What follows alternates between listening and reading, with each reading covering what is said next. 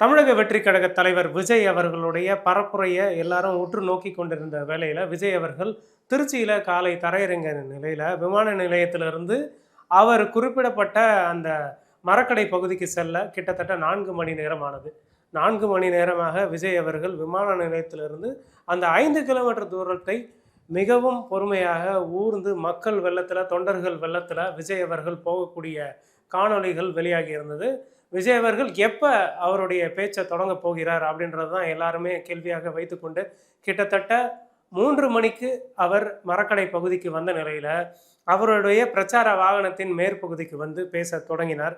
பேச தொடங்கிய சில நிமிடங்களிலேயே அவருடைய மைக் கோளாறு ஏற்பட்டது.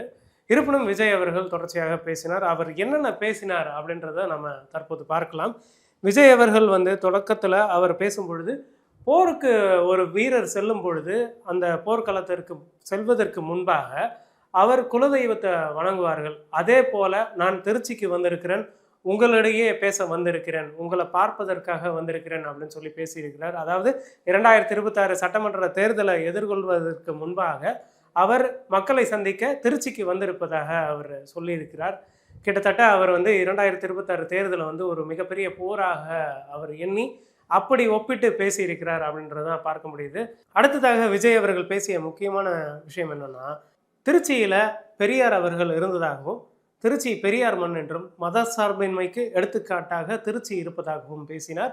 மேலும் திருச்சியில் அண்ணா அவர்கள் தேர்தல் அரசியலில் களமிறங்கணும்னு முடிவெடுத்தார் அப்படின்னு சொல்லி ஒப்பிட்டு பேசினார். அதாவது திருச்சியில் முக்கியமான விஷயங்கள் எல்லாமே நடந்தது அப்படின்னு சொல்லி அவர் ஒப்பிட்டு பேசியிருந்தார்.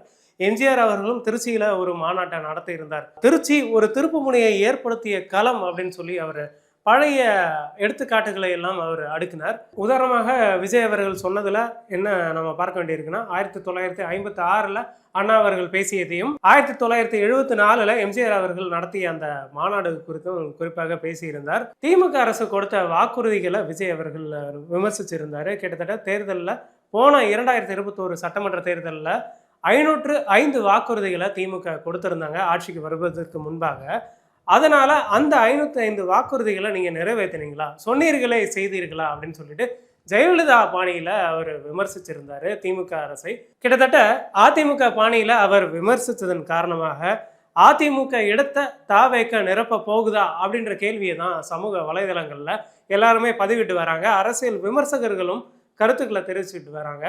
கிட்டத்தட்ட திமுக வர்சஸ் தாவேக்க அப்படின்ற ஒரு டைனமிக்ஸை இந்த 2026 தேர்தலில் விஜய் அவர்கள் வைக்க போகிறார் அப்படின்றதுக்கான ஒரு புள்ளியாக திருச்சியில் அவருடைய பேச்சு பார்க்கப்படுகிறது. அவருடைய பிரச்சார பயணமாக இருக்கட்டும், அவருடைய பிரச்சார வியூகங்களாக இருக்கட்டும், எல்லாமே அதிமுக பாணியிலேயே இருக்கு அப்படின்றது தான் எல்லாருமே வைக்கக்கூடிய கருத்து. மகளிர் விடியல் பயணத்தை விஜய் அவர்கள் விமர்சித்து பேசியிருந்தாரு. அரசு வந்து கொடுத்திருக்கக்கூடிய இந்த மகளிர் விடியல் பயணத்துல மகளிரை அவங்க கொச்சைப்படுத்துறாங்க அப்படின்ற பாணியில அவர் பேசியிருந்தார்.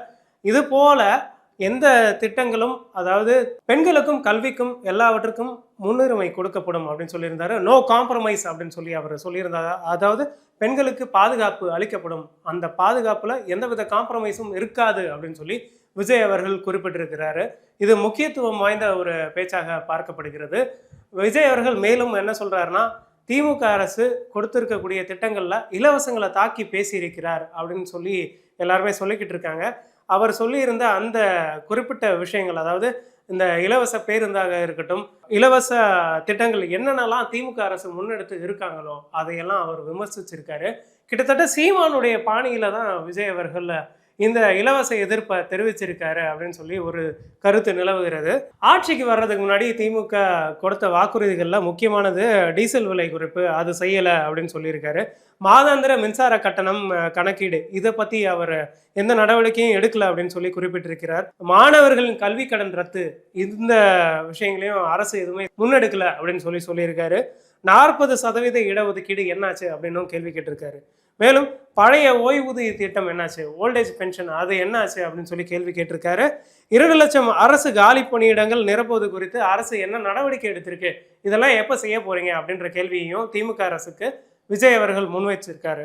தொடர்ச்சியா கேள்வி எழுப்பிக்கிட்டே இருந்தாலும் திமுக தரப்புல இருந்தோ அரசு தரப்புல இருந்தோ எந்தவித ரியாக்ஷனுமே இல்லை அப்படின்றது தான் விஜய் முக்கியமான விமர்சனமாக இந்த பரப்புரையில நிகழ்த்தி இருக்கிறார். மகளிருக்கு 1000 ரூபாய் தந்துவிட்டு மகளிரை ஓசி ஓசி என்று அமைச்சர்கள் கொச்சையாக பேசுவதாக அழுத்த நிறுத்தமாக சொல்லியிருக்கிறார் விஜய்.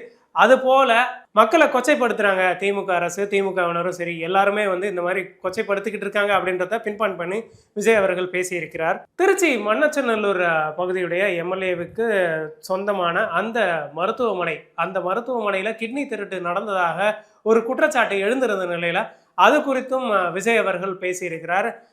கிட்டத்தட்ட கிட்னி திருட்டு திமுகவை சேர்ந்தவருக்கு சொந்தமான மருத்துவமனையிலேயே நடந்திருக்கு அப்படின்னு சொல்லி விஜய் அவர்கள் விமர்சிச்சிருக்காரு.